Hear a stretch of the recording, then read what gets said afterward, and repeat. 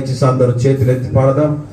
ప్రశస్త నామము, సుందర నామము, ఎంత మధురము యేసు నామము.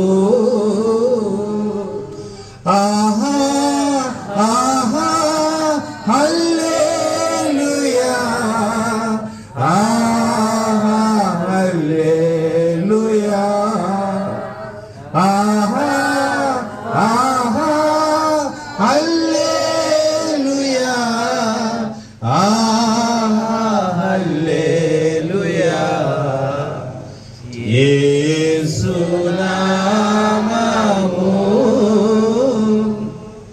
పరిశుద్ధుడైన నా ప్రియ పరలోకపు తండ్రి, నీ పరిశుద్ధ నామమునకు వందనాలు, స్తోత్రాలు. మీరు మాకు అనుగ్రహించిన ఈ సమయం అతి అమూల్యమైన సమయం. ఇదిగో నాయన, నీ సంఘముగా, విశ్వాసములుగా, సేవకులముగా నీ సన్నిధిలో మేము నిలబడి ఉన్నాము నాయన. మా అందరి ఆశ ఆకాంక్ష ఒక్కటే, మేము నిన్ను చేరుకోవాలి నాయన.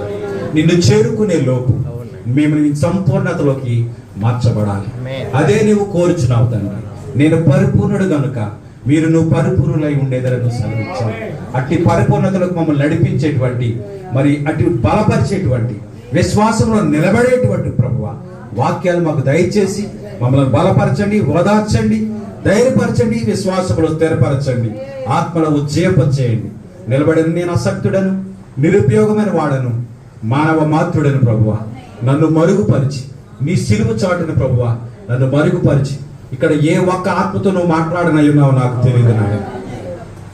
ఒక్క ఆత్మతో తండ్రి నీవు నీ యొక్క వాక్యం ద్వారా తాకితే చాలు నాయన. 10,000 ప్రపంచాలు నా అకౌంట్లో పడతాయి.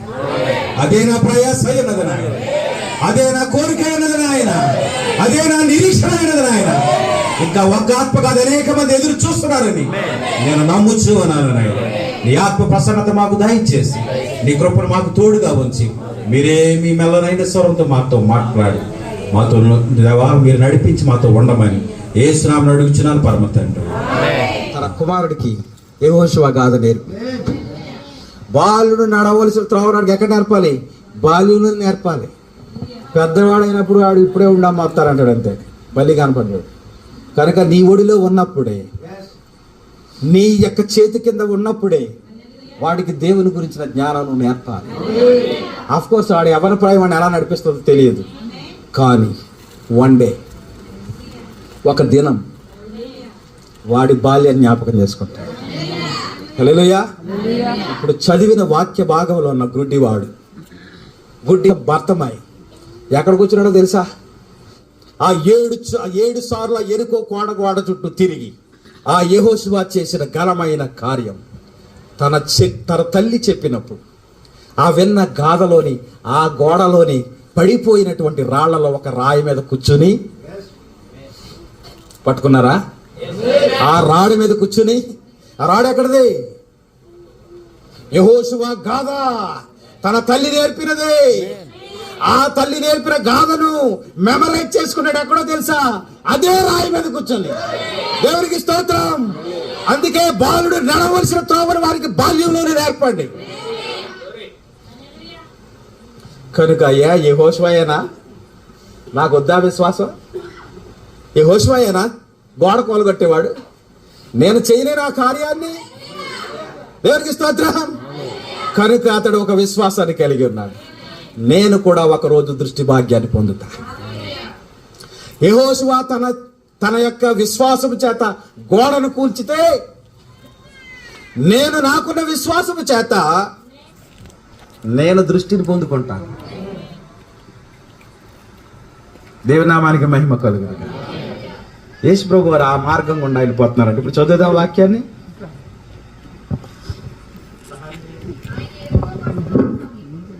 ఆయన ఎరుకో పట్టణానికి సమీపించినప్పుడు ఒక గుడ్డివాడు త్రోవ పక్కన కూర్చుండి ఆ భిక్షం అడుగుతుండే. జనసమూహము దాటిపోతున్నట్టు ఆ చప్పుడు ఇది ఏమని అడుగగా వారు, నజరేయుడని యేసు ఈ మార్గమున వెళ్ళుచున్నాడు. అని వానితో చెప్పారు. దేవునికి స్తోత్రం. ఎప్పుడు లేని జనసమూహం ఆ మార్గం గుండా వెళ్ళే శబ్దాన్ని విన్నాడు. విన్నాడా లేదా? వాక్యాన్ని చూస్తూ చెవులతో నా మాటలు వినండి. ఏ శబ్దం విన్నాడు? ఆ జనసమూహం శబ్దం కంటే ముందు ఇంకో శబ్దం విన్నాడు అతను. అంతకుముందు కూడా ఇంకో శబ్దం విన్నాడు. ఆ శబ్దం ఏంటంటే గాడిద శబ్దం. ఆ గాడిద ఆ టిక్కు టక్కు మరి నడుచుకుంటా వస్తే, పూర్వం ఏంటి రవాణా సౌకర్యం? యేసుప్రభు వారు ఏమి ఎక్కారు? గాడిదను ఎక్కారు కదా. ఒక చోట నుంచి ఒక చోటకి వెళ్ళాలంటే మరియమ్మని ఎక్కడ కూర్చోబెట్టి తీసుకెళ్ళాడు ఆయన? గాడిదేనా? బిలాము గారు ఏ విధంగా వెళ్ళాడు? గాడిదేనా? గాడిద ఒక వాహనమై ఉన్నది కనుక ఆ చప్పుడు విని వాహనం మీద ఎవరు వెళ్తారంటే, ఇప్పుడంటే కార్లు ఒక స్టేటస్లో ఉన్నవారే కారు మెయింటైన్ చేయగలుగుతున్నారు. అవునా? కారు శబ్దానికి బండి శబ్దానికి తెలుసా, గుడ్డివాడికి ఇంకా ఎక్కువ వినికిడి ఉంటుంది. ఎందుకంటే కళ్ళు చూడలేవు కాబట్టి శబ్దాన్ని పసికెట్టేటువంటి ఆ టాలెంట్ అతనికి దేవుడే ఇస్తాడు. హల్లెలూయా. కనుక వెళ్ళేది గాడిద. ఆ రోజుల్లో ప్రయాణ సాధనం అందరికీ కాదు, అందరూ కాలినడకనే వెళ్ళాలి. కానీ ధనికులు మాత్రమే గాడిదను ఎక్కుతారు. అర్థమవుతుందా? కానీ ఆయన ముందు పోవచ్చున్న వాడు ఎవరో తెలుసా? ఒక యాజకుడు అయ్యున్నాడు. అయ్యా, నేను రోజు వచ్చే సమయం కంటే కొంచెం ఆలస్యంగా వచ్చాను, నాకేమన్నా మీరు సహాయం చేయగలరా? జాగ్రత్తగా ఆలకించండి. ఏమడిగాడు ఈ గుడ్డు ప్రేక్షకుడు?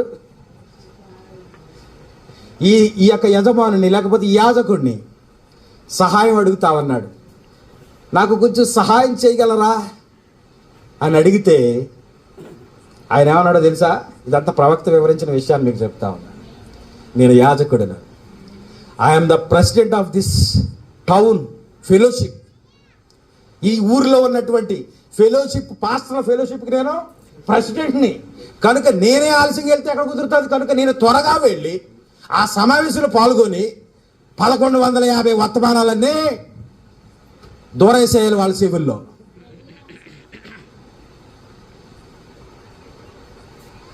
సరే, మీరు బిజీగా ఉన్నారు కాబట్టి వెళ్ళిపోండి, వదిలేశాడు. ఇప్పుడు ఇంకా బలమైన శబ్దం వస్తూ ఉంది, విస్తారమైన జనసమూహం వెళ్ళిపోతా ఉంది. ఇప్పుడు మళ్ళా కళ్ళు లేవు కాబట్టి అడుగుతున్నాడు, అయ్యా అయ్యా అయ్యా ఏం జరుగుతుంది, ఎంతమంది వెళ్ళిపోతున్నారండి? ఎప్పుడు ఈ దారిని ఎంతమంది వెళ్ళడం నేను చూడలేదు. ఏమైంది? What happened? ఎవరైనా చనిపోయారా? ఏదైనా సంబరం జరుగుతుందా? అక్కడ గుళ్ళు దేవాలయంలో ఏమన్నా జరుగుతుందా? ఆ ప్రత్యేకమైన కార్యం ఏమిటి అంటే ఆ సమాధానం ఏమిటో మీరు బైబిల్లో తెచ్చి వినిపించాలి నాకు. చదవమ్మా. జనసమూహము దాటిపోవచ్చున్నట్టు వాడు చప్పుడు విని ఇది ఏమని అడగగా, వారు నజరేయుడైన యేసు ఈ మార్గంలో వెళ్ళుచున్నాడని విని అతనితో చెప్పిరి.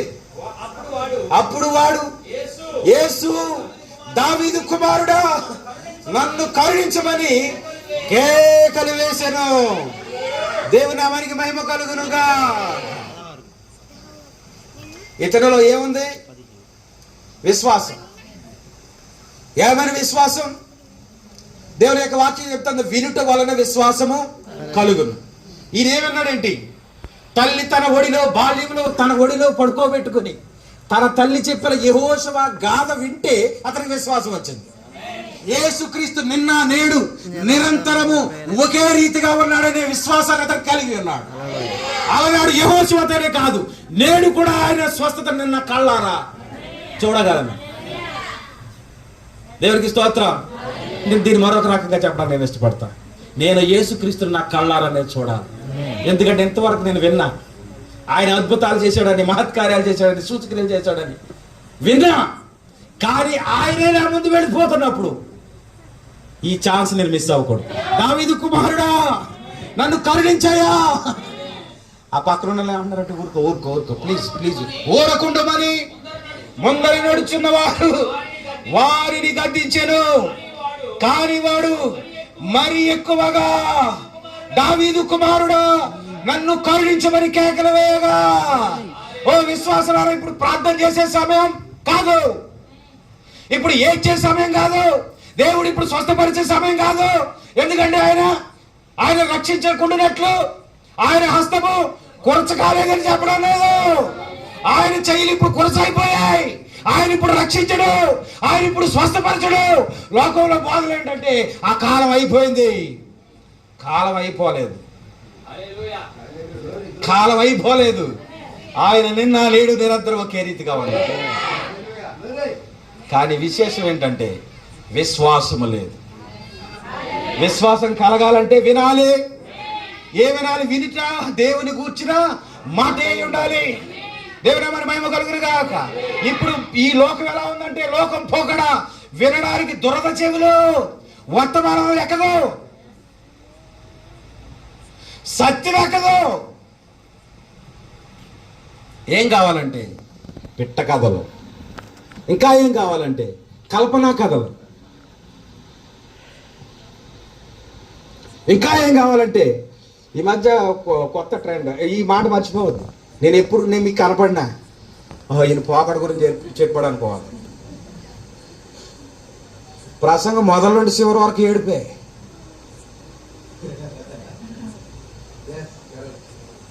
ప్రసంగం మొదలెట్లు కాడి చివరి వరకు ఏడిపే. ఇంకొక ఆయన ప్రసంగం మొదలెట్ల నుంచి చివరి వరకు కేకలే, సౌండే. ఏం చెప్పారో మీటింగ్ ఎట్టి పాటర్ గారిని అడిగినాడు, చెప్పలేడు.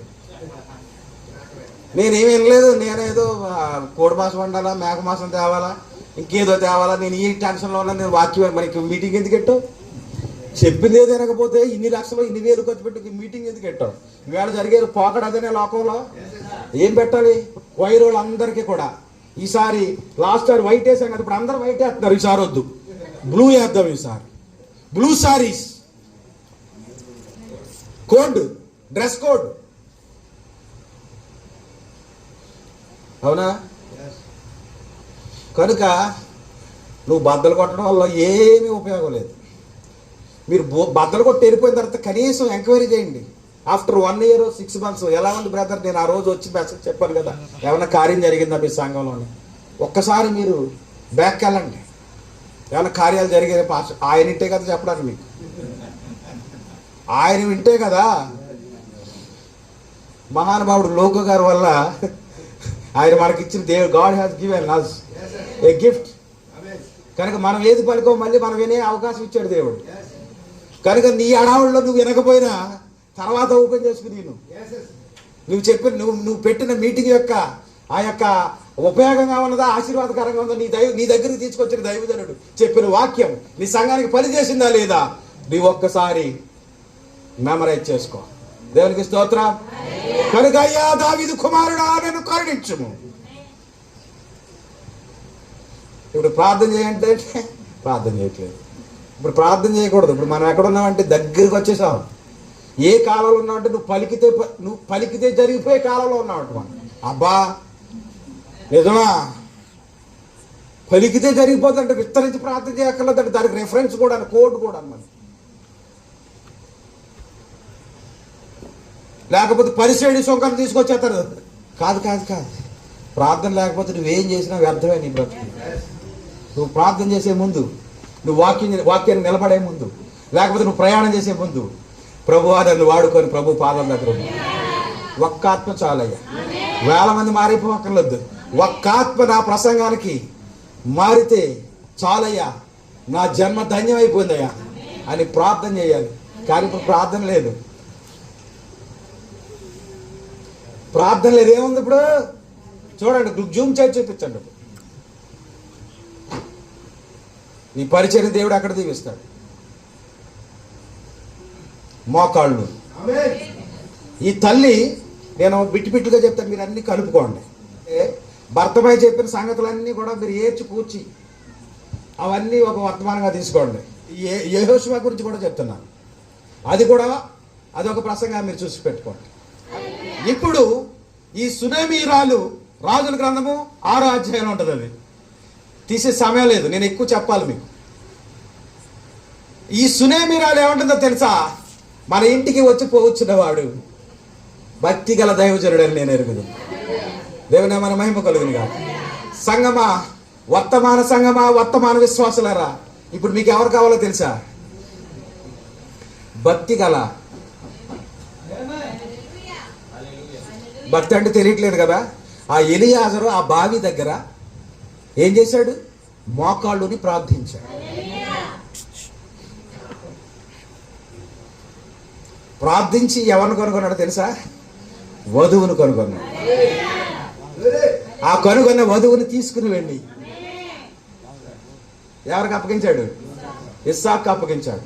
కనుక మనం విత్తే విత్తనాలు, మనం బోధించే బోధలు వధువుని సిద్ధపరచాలి.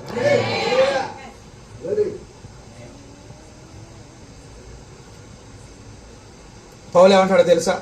పవిత్రురాలైన కన్యకగా, ముడతైనను మచ్చైనను కళంకమైనను అట్టిది మరేదైనను లేనటువంటి పవిత్రురాలైన కన్యకగా నేను క్రీస్తుకు మిమ్మల్ని ఏం చేశాను? ప్రదానం చేసింది. కనుక మనం క్రీస్తుతో ప్రదానం చేయబడిన వారం అయితే బయట వారికి చూస్తామా? విదేశీ సహాయాల కోసం చూస్తామా? యూట్యూబ్ పాస్టర్ గారి కోసం చూస్తామా? నీ ఆధారం ఇది.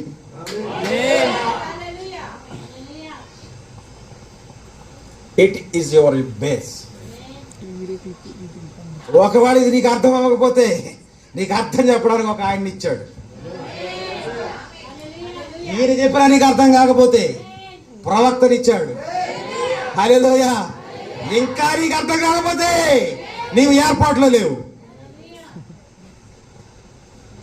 పాస్టర్ గారు చెప్పిన అర్థం కాకపోయినా, నీవు చదివిన అర్థం కాకపోయినా, ప్రవక్త వర్తమానం నీకు ఇంకా అర్థం కాలేదంటే నువ్వు ఏర్పాట్లో లేవు.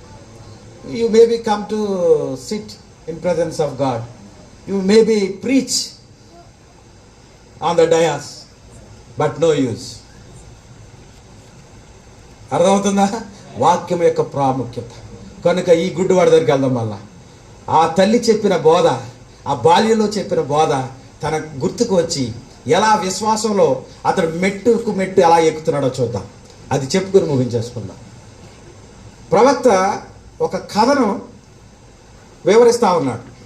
ఆ కథ ఏమిటంటే, ఈ గుడ్డి బెత్తపైకి 2 పావురాలు ఉన్నాయి. గుడ్డివారు మీరు అప్పుడప్పుడు చూస్తుంటారు బజార్లో, రోడ్ల మీద, ఆ ఖాళీ గ్రౌండ్లో ఏం చేస్తారో తెలుసా? కోతులు ఇలా గొంతులేయడం చూసారా? కోతులు ఒకదాని మీద ఒకటి గొంతులేయటం, లేకపోతే రింగికి వెలిగిస్తారు, రింగిని వెలిగించి అందులో దూకిస్తారు. అలాగా గారడీలు కాదు కానీ ఒక ప్రజలను ఆకర్షించడానికి కొన్ని మార్గాలు ఎంచుకుంటారు, సాకాసం లాంటివి. కనుక ప్రజలందరూ అక్కడ ఆగినప్పుడు అతడు చేయాల్సినంత చేసిన తర్వాత చివరిలో అప్పుడు ఏం చేస్తారంటే, ఒక చిన్న పాప ఎవరో డబ్బులు అందరినీ అడుగుతారు. అది చూసిన వాళ్ళు ఇస్తే ఇవ్వచ్చు, ఇవ్వకపోతే ఇవ్వచ్చు. ఈ బత్తెమ యొక్క పని కూడా అదే, ప్రజలను ఆకర్షించడానికి. ఎవరు వస్తున్నారో ఎవరు వెళ్తున్నారో తెలియదు గుడ్డివాడు, అవునా? కనుక అక్కడే కూర్చొని మరి ఎలా, కనుక ఒక 2 పావురాలకి ట్రైనింగ్ ఇచ్చాడు. ఆ 2 పావురాలు గెత్తడం, గొంతులేయటం, ఒకదాని మీద ఒకటి అలా ముద్దులు పెట్టుకోవటం, ఇవన్నీ ప్రజలు చూసి ఆకర్షితులయ్యి ఆ గుడ్డి భిక్షకునికి ఏం చేసేవారు? ఈ భర్తమై కుమార్తెకు జ్వరం వచ్చింది. ఎలాంటి జ్వరం అంటే విష జ్వరం. ఆ విష జ్వరంలో మరణాపాయ స్థితికి చేరుకుంది. ఇతని జీవితం, కుటుంబం ఎలా గడుస్తుందంటే కేవలం భిక్షాటం చేసుకోవడం ద్వారానే జరుగుతుంది.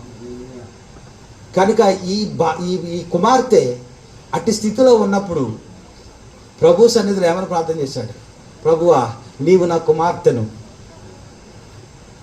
బ్రతికించినట్లయితే నాకు జీవనాధారంగా ఉన్న ఈ 2 పావురాలను నీకు ఇచ్చేస్తాను. ఈ వర్తమానం ద్వారా మీరు పులకరించబడితే ఆమేన్ చెప్పండి. ఈ 2 పావురాలు పట్టుకుని అడిగాడు తెలుసా? పాస్టర్ మ్యాథ్యూస్ గారి దగ్గరికి వచ్చాడు. బుద్ధి లేదేంటిరా బుద్ధిహీనుడా, నీకు కూడు పెట్టే ఈ పావురాలే, వీటిని ఇచ్చేతే ఎలాగా? వెళ్ళి అక్కడ కొండ పావురాలు అమ్ముతారు, ఆ లోదర చచ్చగాడు అక్కడ రోడ్డు పక్కన. అవి కొని తెచ్చి అవి ఇవ్వు, ఎందుకంటే ఇవి ట్రైన్డ్ పావురాలు, ఆ కొనుక్కొచ్చి చేస్తాయా? ఈ భర్త ఏమన్నాడు తెలుసా? లేదు లేదు, నేను ఈ పావురాలు ఇస్తానని. అది విశ్వాసం. ఇది ఎవరినో తాకాలే, మీరు ఎవరిని తాకలేదా? తాకిన వాళ్ళు ఆమెని చెప్పండి. అందులో తాకిందా? దశంభాగాలు ఇస్తాం కదా, మనం ఏం చేస్తాం? దశంభాగాలు సర్లే జీతం తీసుకున్నాం, ఇంకా ఆదివారం ఎన్ని రోజులు ఉంది? ఇంకా వారం రోజులు ఉంది. అప్పుడు ఏదో రోజు చూసి ఎక్కడో చోట తెచ్చి అమ్మని అడుగు, లేకపోతే ఎవరిని అడిగి కానుకే కదా ఇటు, లేకపోతే దశభాగమే కదా ఇవ్వటం. కాదు కాదు కాదు. దేవుడు ఏమన్నాడంటే నీ రాబడి అంతటిలో ప్రథమ ఫలం.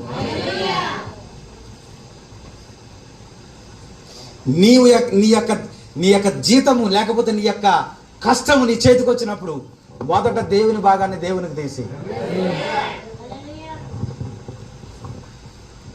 ఫోన్పేలో వచ్చేసాయి కదా ఇప్పుడు. పాస్టర్ గారు ఫోన్పే చేయని చూసుకోండి, స్క్రీన్ షాట్ పెట్టని చూసుకోండి. పాస్టర్ గారికి మేలు దానివల్ల పాస్టర్ గారికి మేలు, ఎందుకంటే డబ్బులు వస్తున్నాయి కాబట్టి. నీకు మేలు ఉండదు. నీకు గొప్ప లాభం రావాలంటే నువ్వు వాక్యానుసారంగా జీవించాలి. చాలామంది మీకు కోళ్ళు ఉంటాయి, ఇక్కడ కోళ్ళు ఉంటాయా? మా ప్రాంతంలో కోళ్ళు ఉంటాయి. కోళ్ళని పెంచుతారు. ప్రతి ఇంట్లో ఆడవాళ్ళకి ఆదాయ మార్గాలు ఏంటంటే కోళ్ళు పెంపకం, ఎందుకంటే తోటలు ఎక్కువ ఉంటాయి కాబట్టి. ఈ సహోదరి ఏమనుకుంటుంది, ఇక 13 పిల్లలు చేసిందంటే ఓ కోడి దేవుడికి ఇచ్చేసానండి, అందరికీ చెప్పేద్ది. అగా ఆ ఎర్ర తోకను చూసారా, ఆ ఎర్ర తోకన్న కోడిని దేవుడికి ఇచ్చేసానంట. ఆ సాయంత్రం వస్తాడు కోళ్ళు కొంటామని, కోడి 150 రూపాయలకి అమ్మేసేసి ఈ 150 రూపాయలు అట్టుకెళ్ళి పాస్టర్ గారికి ఇస్తారు. ఈ డిఫరెన్స్ మీరు గమనించాలి. ఆమె అనుకునేది ఖచ్చితంగా చేసింది, అవునా? ఈవేళ నేటి క్రైస్తవులు కూడా అలాగే ఉన్నారు, వర్తమాన విశ్వాసులు కూడా అలాగే ఉన్నారు. నేను వర్తమానంలో నడిచేస్తున్నాను, వర్తమానాన్ని బోధించేస్తున్నాను, వర్తమానాన్ని ఎరగతీసేస్తున్నాను అనుకుంటున్న వాళ్ళు ఇదిగో. అందుకే ఆయన ఏమన్నాడు తెలుసా? ఈయన మాటలు విని వాటి చొప్పున చేయు ప్రతివాడు బండ మీద ఇల్లు కట్టుకొనిన వాని పోలి ఉన్నదని ఆయన చెప్పలేదు. బండ మీద ఇల్లు కట్టుకుని బుద్ధిమంతుని పోలి. నీవు బుద్ధిమంతుడు అయితే కోడినే ఇవ్వాలి.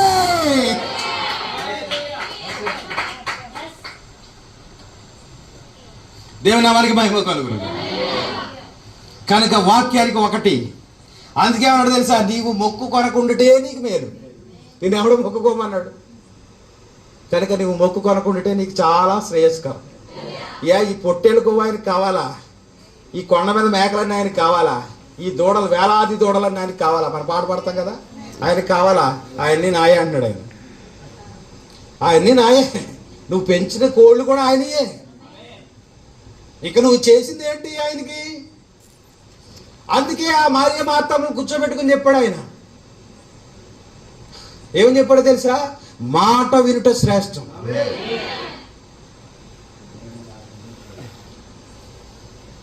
అంతేనా? ఏంటి శ్రేష్టం? మాట వినుట. సౌలు ఏం చేశాడో తెలుసా? ఆ ప్రవక్త ఏమైపోవడం మనకు తెలియదు. మనకి టైం అయిపోతుంది. దేనికి? ఆరాధనకి టైం అయిపోతుంది. యుద్ధానికి వెళ్ళాలి, ప్రవక్త రావట్లేదు. ప్రవక్త ఏం చేయాలి? వచ్చి బలి అర్పించి వీళ్ళని ఆశీర్వదించి పంపించాలా. ఆయన ఎందుకో ఆలస్యం చేశాడు. ఎందుకో కాదు, నీకు పరీక్ష చేయడానికి. నీ జీవితంలో స్వస్థత ఆలస్యం అవుతుందంటే ఎందుకో తెలుసా? ఆయన నిన్ను పరీక్షిస్తున్నాడు. దేవునికి స్తోత్ర. ఆ 2 పావురాలు ఇచ్చేశాడు అంతే. యాజకుడే సలహా ఇస్తున్నాడు, నీ జీవనాధారాన్ని ఎందుకు పోగొట్టుకుంటావు? అయ్యా, నా జీవనాధారం పోయినా పర్వాలేదు, నేను ఈ పావురాలని ఇస్తాను ప్రభుకు ప్రార్థన చేసి. పట్టుకుంటే మీకు వందనాలు. ఈ మాట పట్టుకుంటే మీకు వందనాలు. మళ్ళాసారి ఏమొచ్చిందో తెలుసా? భార్యకు కష్టం కలిగింది, భార్యకు రోగం వచ్చింది. ఈసారి మళ్ళీ ఆయన ప్రార్థన వదిలేలా. ఒక్కసారి దేవుని సహాయం దూరం అయితే ఇంక దేవుడు లేడు, గుడి లేడు, బడి లేడు, వర్తమానం లేదు, ఇంకేం లేదు. నన్ను ఇలా బతకనే అంటారు అంతే. అంతేనా? కుమార్తె జీవితంలో దేవుడు అద్భుతాన్ని చూశాడు. నాలో దేవుడికి విశ్వాసం చూసే ఈ కార్యం చేశాడు. అయినా నా భార్యకి ఎందుకు మళ్ళా ఈ కష్టం కలిగించాడని ఏమన్నా నిందేశాడా? లేదు, మళ్ళా మోకరించాడు, మళ్ళా ప్రార్థన చేస్తున్నాడు. అయ్యా, నా భార్యను బ్రతికించినట్లయితే ఇదిగో నాకు దారి చూపించేటువంటి ఈ గొర్రెను ఐ విల్ సాక్రిఫైస్. మళ్ళా గొర్రెను అట్టుకొచ్చాడు. ఎక్కడికి? మళ్ళా గోరినట్టుకు వచ్చాడు యాజకుడి దగ్గరికి. ఓరు బుద్ధి లేనాడా, మొన్న ఆ పావురాన్ని ఇచ్చేసావు. అసలు నీకు రోజు దారి చూపించింది ఇదే కదా. ట్రైన్డ్ గొర్రెది, నా గొర్రెలు నా స్వరము వినును. హల్లెలూయా. ఈయనకి దారి చూపించే గొర్రె ఎవరు అనుకుంటున్నారా? మన ప్రభు అయిన యేసుక్రీస్తు వారు. దేవుని నామానికి మహిమ కలుగును. లేదయ్యా, నేను ఈ గొర్రెనే మొక్కుకున్నా. ఆయన నలగొట్టుటకు నాకు ఇష్టం ఆయన కనుక ఈ గొర్రెనే ఇవ్వాలి. ఇంకో గొర్రె పనిచేయవు. ఇదిగో లోక పాపములను మోసుకొని పోవచ్చున దేవుని గొర్రె. అతడిలో విశ్వాసం చూసిన యేసయ్య ఆగిపోయాడు. పట్టుకున్నారా? యేసయ్య ఆగిపోయాడు, వెనుదిరిగాడు. నీకేం కావాలి? నేను నీకేం చేయబోతున్నాను. చదువమ్మా. వాడు దగ్గరకు వచ్చినప్పుడు ఆయన నేను నీకేమి చేయగోరుచున్నానని అడుగగా వాడు ప్రభువా చూపు పొందగోరుచున్నాను నేను. యేసు చూపు పొందుము, నీ విశ్వాసము నిన్ను స్వస్థపరిచెను. ఎవరు స్వస్థపరిచారు? హల్లెలూయా. బిడ్డలు స్వస్థత పొందారు, భార్య స్వస్థత పొందింది. ఇప్పుడు ఆయనే స్వస్థత పొందాడు, ఆయనే దృష్టి వచ్చింది. ఇప్పుడు గొర్రె అవసరం ఉందా? పావురాలు అవసరం ఉందా? గారడీలు చేయవలసిన అవసరం ఉందా? జిమ్మిక్కలు చేయవలసి ఉందా? చెప్పాలి మీరు. అమెరికాలకు ఉత్తరాలు రాయవలసిన అవసరం ఉందా? ల్యాప్టాప్లో నీ టైంని గడపాల్సిన సమయం ఉందా?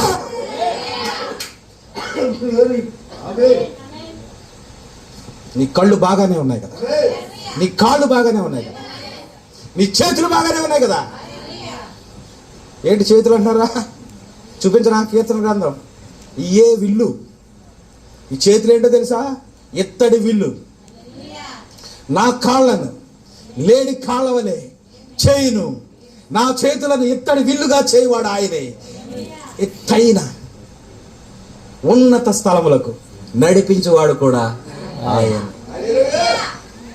నా కాళ్ళను లేడి కాళ్ళగా చేసి ఎత్తైన స్థలములో శాంతితో నిలిపి, నా కాళ్ళను కాళ్ళగా చేసి ఎత్తైన స్థలములో శాంతి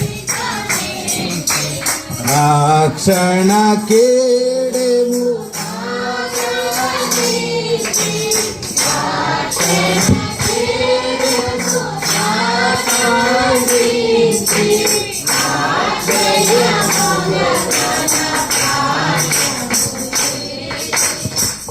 అక్షయముగా తన పక్షము చేసిన యెహోవా నా బలమా, యథార్థమైనది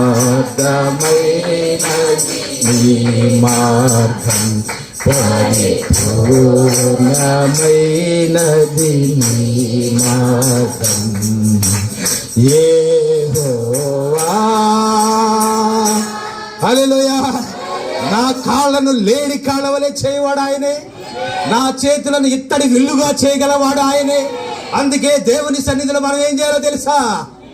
మన చేతులెత్తి ఆరాధించే ఆ అలవాటు నీకున్నదా?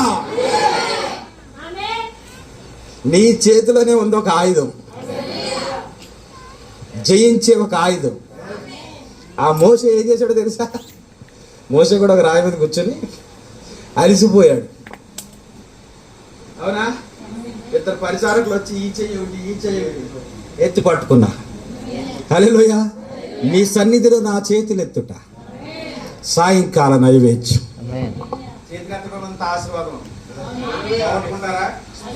చెప్పాలి, బాగుంటారా? దేవునామానికి మహిమ కలుగును. కనుక నీ చేతులే ఆయుధములు, నీ కాళ్ళు దేవుడు నీకు బలం ఇచ్చి ఉన్నత స్థలములకు నేను నడిపిస్తాను.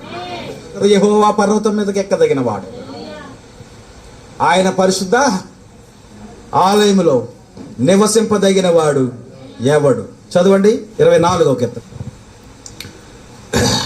3వ వచనం. యెహోవా పర్వతము మీదకి ఎక్కదగిన వాడెవడు? ఆయన పరిశుద్ధ స్థలములో నిలువదగిన వాడెవడు? వ్యర్థమైన దాని యందు మనసు పెట్టకయు, కపటముగా ప్రమాణము చేయకు, నిర్దోషమైన చేతులను. దేవుని సన్నిధిలో ఏ చేతులు ఎత్తాలో తెలుసా? ఏ చేతులు ఎత్తాలి? ఈ దాసుడు, ఈ యాజకుడు పాస్టర్ కాన్ఫరెన్స్ ఉందని వెళ్ళిపోయాడు. వెళ్ళిపోయి ఇక్కడ పాస్టర్ కాన్ఫరెన్స్ మొదట ఏం చేస్తారు? స్తుతి ఆరాధన చేసేస్తారు కదా. స్తుతి ఆరాధనలో చేతులు ఎత్తేసి జూమ్ చేయి. నేను చేతులు ఎత్తినప్పుడు నువ్వు జూమ్ చేసేయాలి. ముందే ట్రైనింగ్ అనమాట. ఎలాంటి చేతులు ఎత్తాలి దేవుని సన్నిధిలో? దేవుని నామానికి మహిమ. దొంగ ఎవడో తెలుసా? బయట వాళ్ళు చెప్తే ఇప్పుడు కొట్టడానికి వస్తారు. వర్తమాన బాధకులే, no doubt at all. Shyaman గారు మీరు చెప్పే ఉంటారు, ఆయన ఇచ్చే దశంభాగం అంతా తెలుసా? 45%. ఆయన దీవించకపోతే నేను దీవింతాడా? నన్ను దీవింతాడా? He is the worthy to raise up his hands in presence of God. నువ్వు ఇవ్వటానికేమో బిగబడతావు, తీసుకోవడానికేమో. నేను ఎక్కడో విన్నాను, అందులో నువ్వు కూడా ఉన్నావు. ఒకసారి చూసుకో. దేవుని నామానికి మహిమ కలుగును గాక. ఏం కావాలి? ఏం కావాలి అంటే శుద్ధమైన చేతులు, యథార్థముగా నిజము పలుకువాడు. లోకంలోంచి బోధకుల గురించి అక్కర్లేదు. వాళ్ళు ఆల్రెడీ వాళ్ళ విడివబడిన వాళ్ళ గురించి వద్దు. ఏర్పరచబడిన వాళ్ళు నువ్వు చెప్పుకుంటున్నావే. నీ హృదయంలో కపటం లేదా? నిజంగా నీ గుండెల మీద చేసుకుని చెప్పు. ప్రైజ్ లార్డ్ బ్రదర్, రండి బ్రదర్. హృదయం ఏముంది? దుర్మార్గుడు మా ఊరు కూడా వచ్చేసాడు.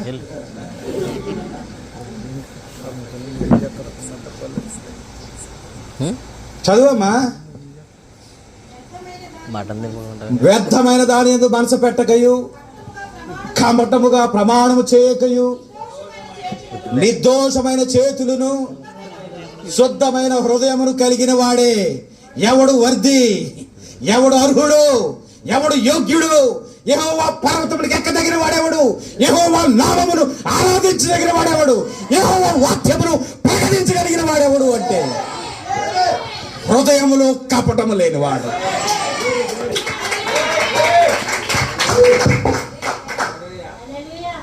హృదయం నిండా కుళ్ళు పెట్టేసుకుంది. ఏంటంటే హృదయం నిండా ఏంటి? హృదయం నిండా కుళ్ళు. ఏం బ్రదర్ ఈ మధ్య అక్కడ కనపడుతున్నా? నీకు అక్కడ పని ఏంటి? ఏడు దొంగోడా? దోసుకునేవాడా? నీకు హాని చేశాడా? నీకు అపకారం చేశాడా?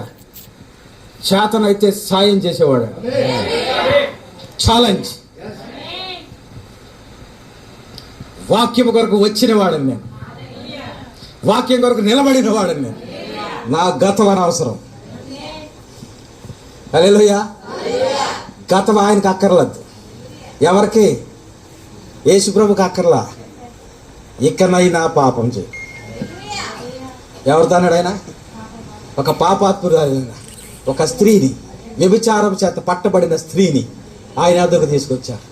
నిజానికి ఈమెని రాళ్లతో కొట్టి చంపాలి మోషే ధర్మశాస్త్ర ప్రకారం. బోధకుడు అయిన నువ్వేం చేస్తావు అని ఆయన ముందుకు తీసుకొచ్చినప్పుడు ఆయన ఏమన్నాడో తెలుసా? మీలో పాపము లేనివాడు. First I give you a chance. First రాయేసే ఛాన్స్ ఎవరికి ఇస్తున్నాడు? ఎవడిలో పాపం లేదో, నాలో పాపం లేదని మీరు స్టేటస్ పెట్టండి. వర్తమాన బోధకులారా, నాలో పాపం లేదు, ఐఆమ్ వర్ది టు ప్రీచ్ అని స్టేటస్ పెట్టండి మీకు దమ్ముంటే. హృదయంలోనేమో కుళ్ళ, స్టేజ్ ఏమో బద్దలు కొట్టేస్తారు. ఎవడకు కావాలి నీ కేకలో బొబ్బలు? యథార్థమైన చదువమ్మ వాక్యం. యథార్థమైన ప్రవర్తన కలిగి నిర్దోషమైన చేతులను, శుద్ధమైన హృదయమును కలిగి ఉండువాడే వాడు యెహోవా వలన ఆశీర్వాదమును. దేవునికి స్తోత్రం. కనుక గొప్ప లాభం ఉంది, గొప్ప లాభం. ఆ గొప్ప లాభం ఏమిటో తెలుసా? మన యొక్క ప్రయాణం యొక్క అంతిమ లక్ష్యం ఏమిటో తెలుసా? ప్రభువుని చేరుకోవడం. ఇంకోటి ఏదైనా ఉందా? కానీ ఇప్పుడు ధనం ఎక్కడుందో మనుషుల మనసులు అక్కడే ఉన్నాయి. ధనం ఎక్కడుందో మనసు అక్కడే ఉంది. ధనాపేక్షలు దేవుని రాజ్యంలో ప్రవేశించాలని వాక్యం ఏముంది? అది డినామినేషన్ ఉండగానే బోధించినట్టుకున్నాను, గుర్తు తెచ్చుకో ఒకసారి. కానీ వర్తమానంలోకి వచ్చి ఉద్ధరించేది ఏంటి? ఇప్పుడు అదే కదా, జస్ట్ కోడ్ మారిందంతే, ఈ షూట్ రంగు మారిందంతే. దేవునామానికి మహిమ కలుగు. ఒక స్త్రీ ఆయన వస్త్రపు చెంగు మాత్రమే ముట్టుకుంటారు అనుకుందంట. అంటే ఈ విషయం ఆయనకి తెలియకుండా చేద్దాం అనుకుంది. అంతేనా? ఇజ్రాయెల్ దేశం నుంచి వచ్చాను కాబట్టి కొంచెం ఒక ఎక్స్పీరియన్స్ చెప్తా. అక్కడ సమాజ మందిరంలోకి వెళ్ళాలి అంటే, యాజకత్వం చేయాలంటే లోపల ఒక కద్దరు బనీన్ లాంటిది వేసుకుంటారు. బనీనే అంటారు, ఇది ఇలాంటిది. దీనికి చుట్టూ తాళ్ళు ఉంటాయి, లేసులు ఉంటాయి. నేను సరిగా వివరించలేకపోతాను, కానీ అర్థం చేసుకోండి. ఆ బనీన్ చుట్టూ ఏం వేలాడతాయి? దారాలు వేలాడతాయి. ఈ దారాలు వేలాడిన దానిపైన తెల్లని అంగి వేస్తాడు. అది ఎక్కడికి ఉంటుందంటే చేతులు ఇక్కడ వరకు. మీరు యాజకుని ఫోటో చూసే ఉండొచ్చు మీరు, అహరోను ఆ ఫోటో ఇమేజ్లో ఉంటుంది. ఆ యొక్క కాళ్ళ వరకు ఏముంటుందో తెలుసా? నిలువుటంగి ఉంటుంది. అక్క అయిపోలేదు, దానిపైన ఇంకొక బ్లూ కోట్ వేస్తాడు. దాన్నే యాజక వస్త్రం అంటారు. ఎప్పుడైనా అవకాశం ఉంటే ఈ వస్త్రాల గురించి మీకు చెప్తా. ఏముంది ఇప్పుడు ఈ స్త్రీ ఏమనుకుందో తెలుసా? ఏమనుకుందో తెలుసా? ఆయన వస్త్రపు చెంగు. ఏ వస్త్రపు చెంగు? పై వస్త్రపు చెంగు. ఆయన పై వస్త్రపు చెంగు మాత్రం ముట్టుకుంటే చాలన్న. ఈ సందర్భంలో ప్రవక్త ఏం చెప్పడానికి ఇష్టపడతాడంటే, ఆ పై వస్త్రం ఇప్పుడు నా శరీరాన్ని అంటుకుంది. ఈ వస్త్రాన్ని తాకితే నాకు తెలుస్తుంది కదా, అవునా? ఈ పైన వేసుకున్న సూట్ని వెనకాల పట్టుకున్నాను, నాకు తెలుస్తుందా? తెలియదు. ఆ స్త్రీ ఏం పట్టుకుంటాను అనుకుందో తెలుసా? మనసులో చాలా జాగ్రత్తగానండి. ఏం పట్టుకుంటాను అన్నదంటే పై వస్త్రం. అంటే తనలో ఏమనుకుందంటే యేసుప్రభుకి తెలియకుండానే నేను బాగుపడిపోవాలనుకుంది. ఇందులో తప్పులేదు, అది ఆమె విశ్వాసం. పట్టుకున్నారా? అది ఆమె విశ్వాసం. ఆగిపోయాడు ఆయన. ఈ భర్తమై దగ్గర ఆగిపోయిన అదే యేసయ్య ఈ స్త్రీ దగ్గర కూడా ఆగిపోయి వెనుదిరిగాడు. నీ విశ్వాసము యేసయ్యను ఆపగలుగుతుందా? నీ విశ్వాసం యేసయ్యను దింపగలుగుతుందా? నీ విశ్వాసం ద్వారా నీ జీవితంలో దేవుని కార్యాలను చూడగలుగుతున్నావా? భర్తిమయ్య ఒక కథ వినే ఆ కథ ద్వారా విశ్వాసం తెచ్చుకొని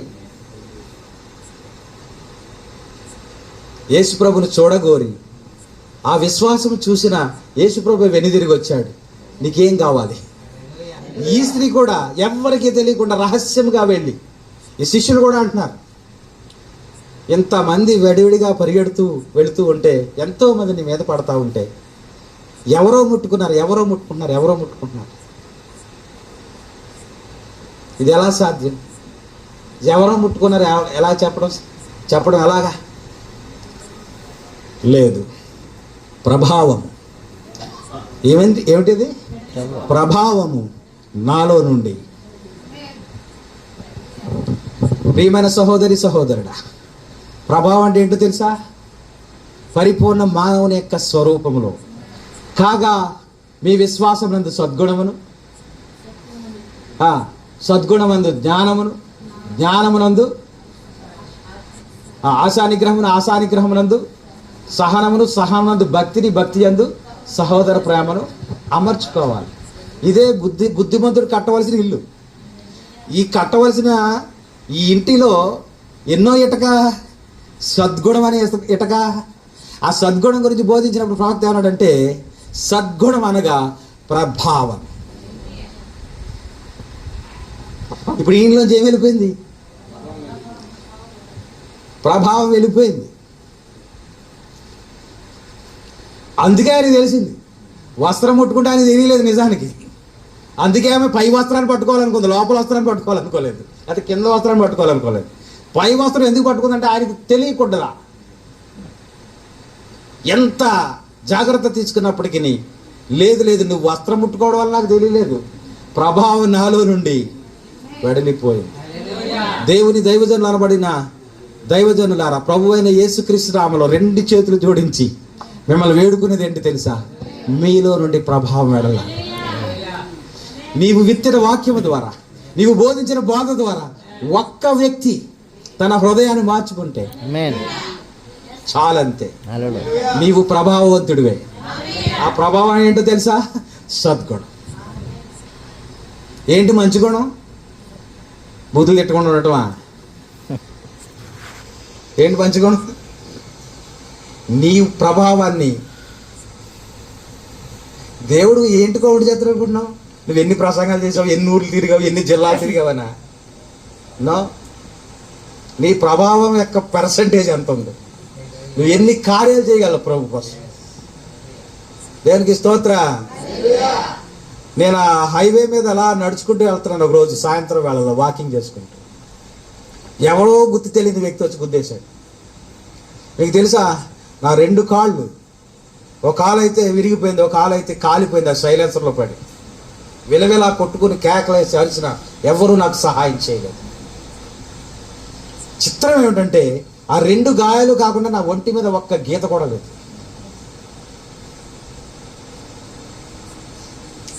అదే పరిస్థితి పట్టణంలో ఒక ప్రముఖ వ్యక్తికి ఆ విధంగానే వెనకాల నుంచి వచ్చి కుద్దాడు.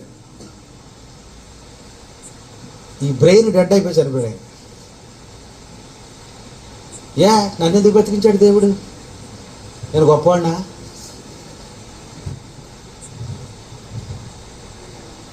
నన్ను చంపేయాలి కదా. ఆయన కాపుదల. దేవుని నామానికి మహిమ కలుగును. నా తర్వాత నా సంఘంలో ఒక వ్యక్తికి మరలా యాక్సిడెంట్, అదే పరిస్థితి. విశ్వాస సహితమైన ప్రార్థన, సంఘం అంతా ఏకీభై ప్రార్థించాం. క్షేమంగా ఉన్నాడు మా మధ్యలో. హల్లెలూయా. ఆశలు వదులుకోవాలన్నారు డాక్టర్లు. ఏమో చెప్పలేం, ఈ బ్రెయిన్ ఎప్పటికీ కుదిరిపడి ఎవడు చెప్తాడు డాక్టర్? ఈ వర్తమానంలోనే డాక్టర్లు ఏమంటారో తెలుసా? ఆ మాట చదువుతారు చూడండి పుస్తకంలో నుంచి. డాక్టర్లు ఏమంటారో తెలుసా? నీవు దేనినైనా చూడాలనుకుంటే ముందు దేవుని దగ్గర పెట్టు. ఈ భర్తమై ఏం చేశాడు? తన విన్నపాన్ని ప్రభు పాదాల దగ్గర పెట్టాడు. ఒకవేళ వైద్యుడు తాను చేయగలిగినదంతా తాను చేశానని చెప్పినట్లయితే అతడు నిజాయితీగా చెప్పాడు. డాక్టర్ నిజంగా చెప్పాడన్నమాట. అమ్మా, నీకు ఎంత వైద్యం చేయాలో, ఎంతవరకు నీకు ట్రీట్మెంట్ ఇవ్వాలి అంతవరకే ఇచ్చాను. ఎందుకంటే అతను నేర్చుకున్నది అంతవరకే. అంతేనా? ఇంకా కొంతమంది అయితే నేను ఒక ఉత్తరం రాస్తాను, మీరు హైదరాబాద్ వెళ్ళిపోండి అన్నాడు అనుకో, అర్థం ఏంటి? నువ్వు అక్కడికి వెళ్ళిపోవడం వల్ల ఈయన పర్సంటేజ్కి వచ్చేద్ది అన్నమాట. కనుక నేను చేయగలిగిందంతా చేశాను, ఆ తర్వాత దేవుడిదే భారం అన్నాడంటే వాడు నిజమైన వైద్యుడు అనమాట. అదే ప్రవక్త చెప్తున్నాడు ఇక్కడ. కనుక ఒకవేళ అతను చేయగలిగినంత అయిపోయినట్లయితే అప్పుడు నీవు దేవుని దగ్గర పెట్టుము. మనుషులను నమ్ముకున్నట కంటే యెహోవాను ఆశ్రయించడం మేలు, రాజులను నమ్ముకున్నట కంటే యెహోవాను ఆశ్రయించడం మేలు. మరి ఆ పని ముందే చేయొచ్చు కదండి. ఆయన పని ముందే చేయడానికి మనం సిద్ధంగా లేం. ఎందుకంటే మన తండ్రి ఆదాము సృష్టిని ఖరాబు చేశాడు. ఆ ఆదాము యొక్క అవిధేయత వలన సృష్టి మారిపోయింది. సృష్టిలోకి ఏమొచ్చిందో తెలుసా? రోగం వచ్చింది. సృష్టిలోకి ఏమొచ్చిందో తెలుసా? మరణం వచ్చింది. ఈ సృష్టిలోకి ఏమొచ్చిందో తెలుసా? వైరస్ వచ్చింది. ఈ సృష్టిలోకి ఏమొచ్చాయి? ముళ్ళు వచ్చాయి. అప్పటి వరకు ముళ్ళు లేవు. అప్పటి వరకు జంతువులతో ఆడుకున్నాడు. ఎప్పుడైతే అయిపోయాడో జంతువులకు మనిషికి వేర్పాటు వచ్చేసింది. ఇప్పుడు పులి దగ్గరికి వెళ్తే మింగేస్తుంది, నీతో స్నేహం చేయదు అది. అవునా? అందుకే పౌలు అంటున్నాడు, దేవుని కుమారుల ప్రత్యక్షత కొరకు సృష్టి మిగుల ఆశతో. దేవుని కుమారుల ప్రత్యక్షత కొరకు సృష్టి ఎందుకు ఎదురు చూస్తుంది అంటే సృష్టి బంధింపబడి ఉన్నది. నీవు మార్పు చెందే వరకు, నీవు రూపాంతరం చెందే వరకు, నీవు దేవుని కుమారుని యొక్క సారూప్యం నీలో వచ్చేంత వరకు, ఎప్పుడు నీవు దేవుని రూపంలో నీలో చూస్తానా అని దేవుని కంటే కూడా ఆసక్తిగా ఈ సృష్టి ఎదురు చూస్తా ఉన్నా. ఎందుకంటే నీవు మారినప్పుడే సృష్టికి విడుదల. మనం మారినప్పుడే సృష్టికి విడుదల. అంతవరకు అవిధేయుడి వల్ల లోకంలోకి వచ్చినటువంటి ఈ వైరస్ల్ని, ఈ యొక్క రోగాల్ని మనం భరించే తీరాలి. కనుక రోగానికి ఒక మందు కనిపెట్టారు కాబట్టి ఆ మందు వేసే తీరాలి. అలాగని మందులో స్వస్థత లేదు, కానీ ఈ యొక్క సృష్టిని ఖరాబు చేశాం కాబట్టి దాన్ని విరుగుడు మనిషే తయారు చేశాడు. ఇంకా వ్యాక్సిన్ వేయించుకోవడం ఎవరైనా ఉన్నారా? ప్రభుత్వం ఏం చెప్పినా చేయాల్సిందే. ఎందుకంటే ఇప్పుడు వస్తున్న రోగాలకి వాళ్ళు ఏదో ఒక రెమెడీ కనిపెడతారు. నేను దేవుని నందు విశ్వాసం అండి, నువ్వు పైకే. ఎందుకంటే సృష్టి బంధించబడింది. మరలా దేవుడు సృష్టికి విడుదల ఇచ్చినప్పుడు ఆకాశం ఆలకించు, భూమి చెవియొగ్గుము. అంతేనా? మరలా ఆ స్థితిని దేవుడు ఇస్తాడు. ఎప్పుడు ఇస్తాడో తెలుసా? నీవు అలా మారాలి. పలికితే, నీవు పలికితే ఏం రావాలో తెలుసా? సృష్టి జరగాలి. ఇక్కడ ఆగుతానే. సృష్టి జరగటం అంటే ఏంటి? నువ్వు లోకాన్ని మార్చేక్కర్లేదు. తాటికలు గుడిసెలన్నీ బిల్డింగ్లు అయిపోగాక నువ్వేమీ మార్చేక్కర్లేదు. నీ బ్రతుకు మారాలి, నీ కుటుంబం మారాలి, నీ గ్రామం మారాలి, లేకపోతే నీ సంఘం మారాలి. కనుక మనం మారితే చాలు. అంతేనా? అందుకే ప్రవక్త అంటున్నాడు, దేవుని సారూప్యము మీలో ఏర్పడు వరకు నేను మీ కొరకు ఏడుపు ఎలా ఎడుతున్నానో తెలుసా? ఒక స్త్రీ ప్రసవ వేదన ఎలా పడుతుందో అలా పడుతున్నాను అంటాడు అపోస్తలుడైన పౌలు.